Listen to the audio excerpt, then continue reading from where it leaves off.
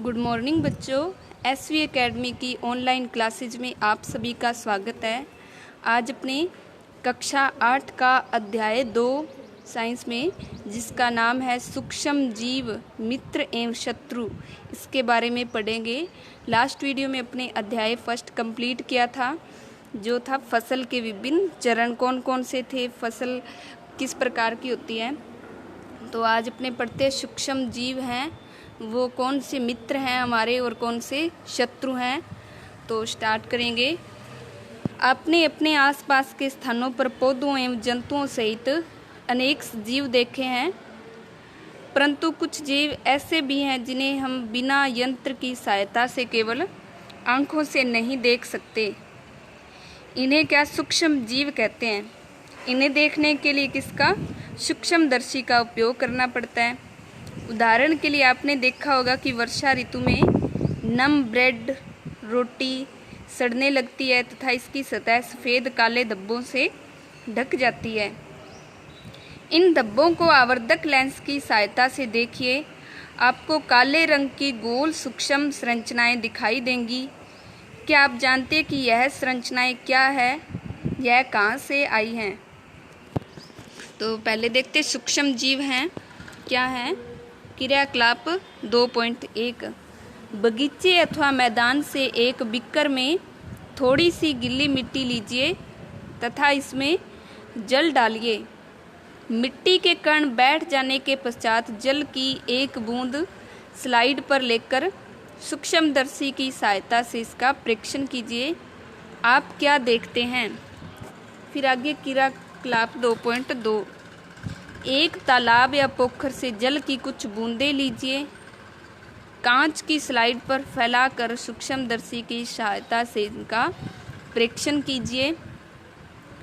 क्या आपको सूक्ष्म जीव गति करते हुए दिखाई दे रहे हैं? इन परीक्षणों से पता चलता है कि मिट्टी एवं पानी में अनेक छोटे छोटे सूक्ष्म जीव उपस्थित रहते हैं। सूक्ष्म जीव इतने छोटे होते हैं कि उन्हें बिना यंत्र की सहायता से नहीं देखा जा सकता। इनमें से कुछ जैसे कि ब्रेड पर उगने वाले कवक को आवर्धक लेंस की सहायता से देखा जा सकता है, जबकि अन्य बिना सूक्ष्मदर्शी की सहायता से नहीं दिखाई देते हैं। यही कारण है कि इन्हें सूक्ष्म जीव कहते हैं। सूक्ष्म जीव क्यों कहते हैं? क्योंकि कुछ जीव हैं जिन्हें अपने बिना सूक्ष्मदर्शी के नहीं देख सकते, यानी सीधे अपने आँखों से नहीं देख सकते। उन्हें देखने के लिए सूक्ष्मदर्शी की सहायता लेनी पड़ती है। सूक्ष्म जीवों को 4 मुख्य वर्गों में बांटा गया है। यह वर्ग हैं जीवाणु, कवक, प्रोटोजोआ एवं कुछ शैवाल।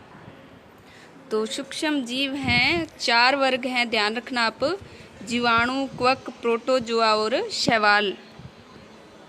जीवाणु, शैवाल, प्रोटोजोआ एवं कवक के कुछ सामान्य सूक्ष्म जीव चित्र 2.1 से 2.4 में दर्शाए गए हैं। तो अपने देखते हैं। ये देखो, ये है जीवाणु। कौन सा जीवाणु का प्रकार? स्पाइरल, छड़नुमा जीवाणु, यानी जो लकड़ी के समान, डंडे के समान दिखाई देंगे। ये शैवाल दिखा रखे हैं। क्लेमाइडोमोनास शैवाल होता है। स्पाइरोगाइरा, प्रोटोजोआ में अमीबा, पैरामीशियम, ये सूक्ष्म जीव हैं। कवक के रूप में देखो राइजोपस, जो ब्रेड पर पाया जाता है, पेनिसिलियम, एस्परजिलम, ये सभी सूक्ष्म जीव हैं। तो इन सूक्ष्म जीवों को डायग्राम में दिखाया गया है। एक है वायरस यानी विषाणु। ये भी सूक्ष्म होते हैं, परंतु वे अन्य सूक्ष्म जीवों से भिन्न हैं। वे केवल परपोषी में ही गुणन करते हैं, मतलब समय निर्जीव की तरह रहते हैं, लेकिन किसी दूसरे जीव में प्रवेश करते हैं तभी वह वृद्धि करते हैं। अर्थात जीवाणु पौधे अथवा जंतु कोशिका में गुणन करते हैं। विषाणु चित्र 2.5 में दर्शाए गए हैं। कुछ सामान्य रोग जैसे कि जुकाम, इन्फ्लुएंजा, फ्लू बोलते हैं, अधिकतर खांसी विषाणु द्वारा होते हैं। कुछ विशेष रोग जैसे कि पोलियो एवं खसरा भी वायरस द्वारा होते हैं। फिर अतिसार, जिसे डायरिया बोलते हैं, एवं मलेरिया प्रोटोजोआ द्वारा होने वाले रोग हैं टाइफाइड रोग एवं क्षय रोग, टीबी रोग। ये भी जीवाणु द्वारा होने वाले प्रमुख रोग हैं। इनमें से कुछ सूक्ष्म जीवों के विषय में आप कक्षा 6 और 7 में पढ़ चुके हैं। ये 2.5 में वायरस का डायग्राम दिखा रखा है। वायरस किस प्रकार का होता है?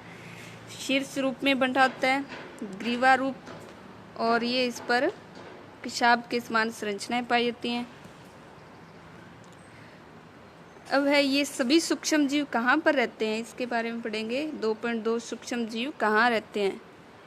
सूक्ष्म जीव एक कोशिक हो सकते हैं, जैसे कि जीवाणु, कुछ शैवाल एवं प्रोटोजोआ, अथवा बहुकोशिक जीव जैसे कि शैवाल एवं क्वक। यह बर्फीली, शीत से उष्ण यानी गर्म स्रोतों तक हर प्रकार की परिस्थिति में जीवित रह सकते हैं। यह मरुस्थल एवं दलदल में भी पाए जाते हैं। यह मनुष्य सहित सभी जंतुओं के शरीर के अंदर भी पाए जाते हैं। कुछ सूक्ष्म जीव दूसरे सजीवों पर आश्रित होते हैं, जबकि कुछ अन्य स्वतंत्र रूप से पाए जाते हैं। अमीबा जैसा सूक्ष्म जीव अकेले रह सकता है, जबकि क्वक एवं जीवाणु समूह में रहते हैं। अमीबा अकेला रह सकता है, लेकिन बाकी क्वक हैं और सूक्ष्म जीव ये एक समूह में रहते हैं। तो इस तरह से ये कुछ एक कोशिक जीवाणु होते हैं, कुछ बहुकोशिक होते हैं, कुछ जीवों के अंदर पाए जाते हैं, कुछ दूसरे जीवों पर निर्भर रहते हैं, कुछ स्वतंत्र रहते हैं। फिर है 2.3 सूक्ष्म जीव और हम, हमारे में क्या संबंध है। सूक्ष्म जीवों की हमारे जीवन में महत्वपूर्ण भूमिका है। इनमें से कुछ हमारे लिए लाभदायक हैं तथा कुछ अन्य हानिकारक तथा जीवों में रोग के कारक हैं। आइए हम विस्तार से इसका अध्ययन करें। तो मित्रवत सूक्ष्म जीव कौन से हैं? सूक्ष्म जीव विभिन्न कार्यों में उपयोग किए जाते हैं। इनका उपयोग दही, ब्रेड एवं केक बनाने में किया जाता है। प्राचीन काल से ही सूक्ष्म जीवों का उपयोग अल्कोहल बनाने में किया जाता रहा है। पर्यावरण को स्वच्छ रखने के लिए भी इनका उपयोग किया जाता है। उदाहरण के लिए अकार्बनिक अपशिष्ट कौन से हैं? सब्जियों के छिलके, जंतु अवशेष, विष्ठा यानी पक्षियों की विष्ठा का अपघटन जीवाणुओं द्वारा किया जाता है तथा हानि रहित पदार्थ बनते हैं। स्मरण कीजिए, जीवाणुओं का उपयोग औषधि उत्पादन एवं कृषि में मृदा की उर्वरता में वृद्धि करने में किया जाता है, जिससे नाइट्रोजन स्थिरीकरण होता है। फिर है दही एवं ब्रेड का बनना। किस प्रकार बनते हैं दही और ब्रेड सूक्ष्म जीवों से? आप कक्षा 7 में पढ़ चुके हैं कि जीवाणु दूध को दही में परिवर्तित कर देते हैं। हमने अपनी माँ को गर्म यानी गुनगुने दूध में थोड़ा सा दही मिलाते हुए देखा है, जिससे दही जम जाता है। हमें आश्चर्य हुआ कि ऐसा क्यों हुआ। तो दही में अनेक सूक्ष्म जीव पाए जाते हैं, जिसमें प्रमुख जीवाणु कौन सा? लैक्टोबैसिलस। ध्यान रखना, लैक्टोबैसिलस दही में पाया जाने वाला जीवाणु है, जो दूध को दही में परिवर्तित कर देता है। वह दूध में जनन कर उसे दही में परिवर्तित कर देते हैं।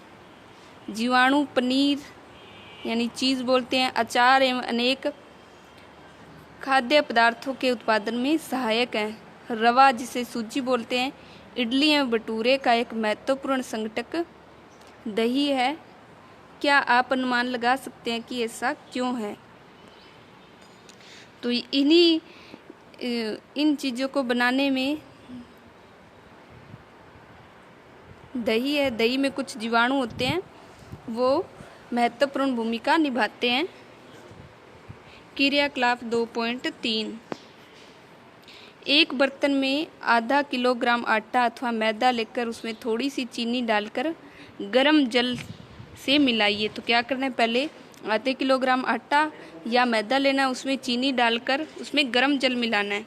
इसमें थोड़ी मात्रा यानी 1 चुटकी यीस्ट पाउडर मिलाकर गूंथ लीजिए। आप 2 घंटे बाद क्या देखते हैं क्या आपने गुंथे हुए मैदे को उठा हुआ यानी फूला हुआ देखा है? तो ये किस कारण हुआ? ये यीस्ट पाउडर जब मिलाते हैं तो कुछ समय बाद यीस्ट पाउडर में उपस्थित जीवाणु होते हैं, वो क्या करते हैं, CO2 यानी कार्बन डाइऑक्साइड गैस बनाते हैं, जिसके कारण जो ये मैदा है ये फूल जाता है। तो ये खमीर उठी हुई दिखाई देती है। यीस्ट एक कवक है। यीस्ट तीव्रता से जनन करके श्वसन के दौरान कार्बन डाइऑक्साइड उत्पादित करते हैं। गैस के बुलबुले खमीर वाले मैदे का आयतन बढ़ा देते हैं। यह बेकिंग उद्योग में यीस्ट के उपयोग का आधार है, जिसमें ब्रेड, पेस्ट्री एवं केक बनाए जाते हैं। तो इस तरह से जीवाणु है, इनका भोजन के उत्पादन में महत्व है। फिर कुछ जो सूक्ष्म जीव हैं, इनका वाणिज्यिक स्तर पर उपयोग कैसे किया जाता है, वो पढ़ते हैं। सूक्ष्म जीवों का वाणिज्यिक उपयोग। बड़े स्तर पर अल्कोहल का फॉर्मूला क्या होता है? C2H5OH। ये अल्कोहल है। शराब एवं एसिटिक एसिड यानी एसिटिक अम्ल, इसका क्या फॉर्मूला होगा, नोट करना, CH3COOH। ये एसिटिक अम्ल है। इसके उत्पादन में सूक्ष्म जीवों का उपयोग किया जाता है। जौ, गेहूं, चावल एवं फलों के रस में उपस्थित प्राकृतिक शर्करा में यीस्ट द्वारा अल्कोहल एवं शराब का उत्पादन किया जाता है। तो वाणिज्यिक यानी उद्योगों में भी सूक्ष्म जीवों का महत्वपूर्ण उपयोग है। क्रियाकलाप 2.4। 500 ml का बीकर लेकर इसमें 3/4 भाग तक जल भरिए। इसमें 2 से 3 चम्मच चीनी घोलिए। फिर इसमें आधा चम्मच यीस्ट पाउडर डालिए। इसे 4 से 5 घंटों के लिए उष्ण स्थान पर ढक कर रखिए। अब विलयन को सूंघ कर देखिए। यह गंध अल्कोहल की है, जो चीनी के अल्कोहल में परिवर्तित होने के कारण बना है। चीनी के अल्कोहल में परिवर्तित होने की यह क्रिया क्या कहलाती है? किण्वन अथवा फर्मेंटेशन कहलाती है। तो कुछ जीवाणु होते हैं जो कुछ ऐसी प्रक्रिया करते हैं जिससे वह उत्पाद बनाते हैं। तो सूक्ष्म जीवों द्वारा इस प्रकार नए उत्पाद बनाने की प्रक्रिया किण्वन कहलाती है। जैसे चीनी से अल्कोहल बना, तो यह प्रक्रिया किण्वन कहलाएगी अथवा फर्मेंटेशन। लुई पास्चर वैज्ञानिक थे। इन्होंने किण्वन की खोज 1857 में की। ये ध्यान रखना, किण्वन यानी फर्मेंटेशन की क्रिया किसने की? लुई पास्चर वैज्ञानिक ने की थी। तो आज अपने जो सूक्ष्म जीव हैं, कौन से कितने प्रकार है सूक्ष्म जीवों के, हमारे में और सूक्ष्म जीवों में क्या संबंध है, सूक्ष्म जीवों का भोजन में क्या महत्व है, मतलब ये क्या प्रोडक्ट बनाते हैं, उद्योगों में क्या महत्व है इनका, इसके बारे में पढ़ा। नेक्स्ट वीडियो में अपने सूक्ष्म जीवों के औषधीय उपयोग यहाँ से स्टार्ट करेंगे। तो आज जितना पढ़ा आपने एक बार इसे रिवाइज करना है। Thank you.